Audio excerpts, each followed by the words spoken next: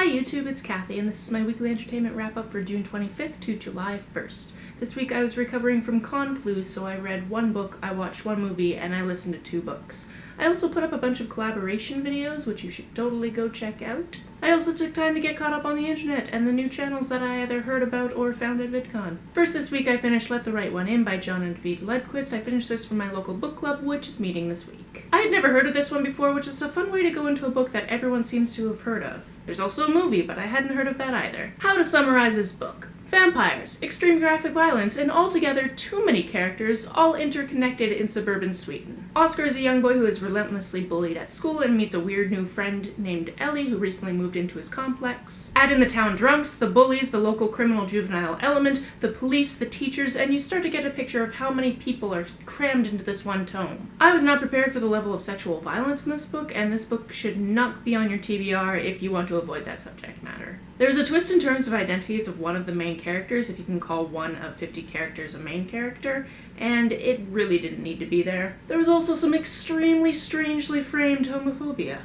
Vampirism is detailed as a disease in this universe, which is an interesting perspective, but altogether I felt that there are way too many timelines, and I kept having to struggle to remember if insert teenage boy name here is friend or foe. This week, because my roommate has still never seen the full trilogy, I watched Back to the Future 2. I watched these movies a lot as a kid and showed the first one to my roommate years ago, knowing it would take quite some time for him to get through the entire trilogy because that's just the way he watches things. If you've somehow never seen or heard of this tremendous time travel trilogy, Doc Brown creates a time machine with science and a DeLorean that sends Marty McFly back to the time when his parents were his age. Once he escapes 1955 in the first movie, Doc Brown shows up to take him to the distant future of 2015, which is a date that I may or may not have had in my calendar because something has gone wrong with his kids. If you're paying attention, this film actually sets up the third in the trilogy really nicely. My favorite detail was Doc Brown's train shirt. There's warnings to not create time travel paradoxes, so that's exactly what happens.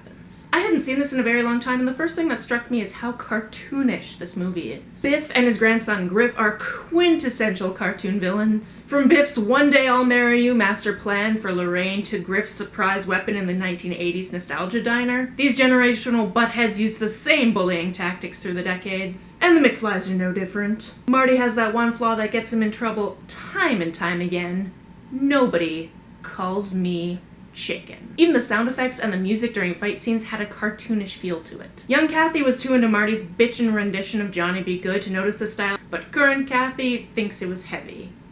With any movie made over 30 years ago, there's bound to be a cringe factor when it comes to ableist language, and this was no exception. However, when it comes to arguably bad CGI, I'm a bit more forgiving because that shit is hard, and it was harder in the 80s. There was a particularly amusing toss of the almanac from one Biff to another where the clone technology wasn't up to snuff. Alright then, leave!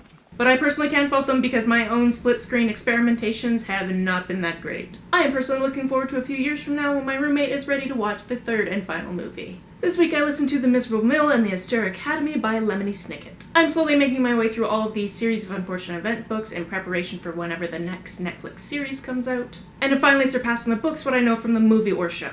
Also, these books in the series are read by the author, but Tim Curry comes back as the narrator for the next book, so hooray. Something I love about this series is how the orphans get understandably upset about their situation, but they always fall back on each other. They finally made friends their own age in the Austere Academy, and I'd frankly like to read more about the 2 remaining Quagmire triplets, so I hope they pop up in future books. For all I know, Lemony Snicket has written them their own series, but I refuse to Google anything besides the cover images for these videos because spoilers. Yes, these books are formulaic, and yes, they're made for children, but there are so many interesting details in this world that I feel more than justified in my interest. Last week's video was shot after midnight with a couple of friends of mine and was a very different format than usual, so if you missed it, it's worth checking out. Especially if you want to see some seriously sleepy ladies gush about things they like. That's it for this week. If you've read, watched, or listened to any of these, let me know about it down in the comments below. On the way down to the comments, if you hit that subscribe button, that would be very nice of you. You can like and share this as you see fit, and I will see you next time.